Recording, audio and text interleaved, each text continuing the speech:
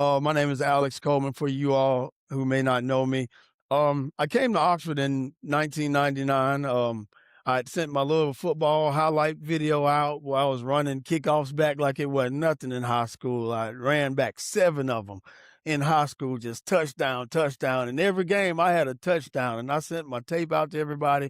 I was thinking, yeah, I'm fixing to get all these offers. Well, only offer I got was Tuberville saying, "Well, you can walk on up here and try it out." And I said, "Okay." So I ended up here at Ole Miss that year and had high hopes of going to the NFL.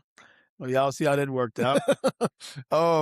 Anyway, I also had a grandmother here in Oxford that was kind of going down at the time, and she was not doing too well. So I said, "Let me go here and be with my grandmother till she passed, and everything will be well." Well, 20 24 years later, she was still around, and I was still rocking saying, "Well, until she passed," you know?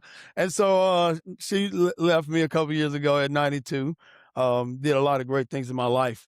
But I ended up in Oxford, through football, college, and, a relative, and my my goal here was to just kinda get through school. Well, it quickly turned.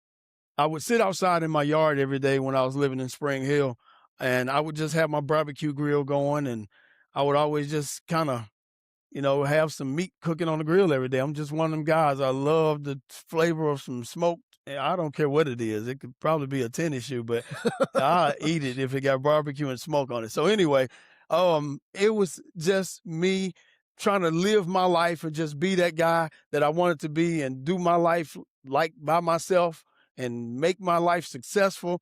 And all of a sudden, I see these kids start getting off the bus every day. They would just kind of hang on the side of the hill, and I was just kind of looking at them for about a week. So one day I was just like, let me just invite them to come grab something to eat. So I was like, "Hey, y'all want something to eat?" And they just ran down to me in the yard. And I was like, okay. So they got down there and I started talking to them, gave them a hot dog and a hamburger. And we just kind of sat there and talked. And I started realizing that a lot of them had issues reading. And I was like, they're not going to get through school like this. They would have issues reading. The majority of them, when you were doing simple math, it was kind of tough for them. And I said, okay, let me get some of my friends from Ole Miss to kind of help me. So I got a few of my mates at Ole Miss that was on the football team, and we started doing this. But all of a sudden, you had 4 kids, and it turned into 6. So I'm thinking, okay, we got this. And then it was 8, and then it was 14, and then it was 20. And I was just like, all right. So one day it was 21. And I'm just like, all right, yeah, we got to figure out what we got to do here. So I'm praying, like, God, you're going to have to show me. So on this day, this one was like, can you take me home? And I was like, yeah, there ain't no problem. I was like, where you live? She was like, Riverside. And I was like, okay. So I'm in Spring Hill. Did not know that Riverside was completely on the other side of Oxford. And by the way, I'm probably the reason that Oxford High School changed that rule that you can't just drop off the kids anywhere in Oxford because there was so many kids starting to get dropped off in Spring Hill. And I was like, that's interesting. So anyway, they stopped that. And I took this girl home and I get there and I knock on her mom's door and she answers. I say, yeah, she had came to Spring Hill. Sorry. And I'm expecting this lady to just cuss and where's my daughter been and all kinds of, she just, oh, okay, thank you. And she just kind of closed the door. And I was like, interesting. So anyway, I came to Riverside a couple of days to help her out with her work. I told her, "You look, you can't ride the bus over there no more. I'll come over there and help you." Well, I guess she went and told the entire neighborhood. And so I got there one day, and I kid you not, when I got there and set up my little grill, I look up and there was like 40 something kids just skipping towards me with homework in hand. And I'm like, whoa. And I was like, okay. So I got some more people from Ole Miss.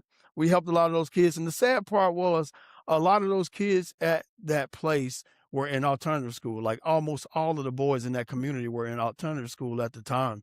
And so anyway, the goal was to try to get these kids some help or whatever. So that's kind of what births Operation Life Vision is me saying I would never want a kid to grow up in the situation that I grew up in, where when you needed help, you had no one that you could really ask for help,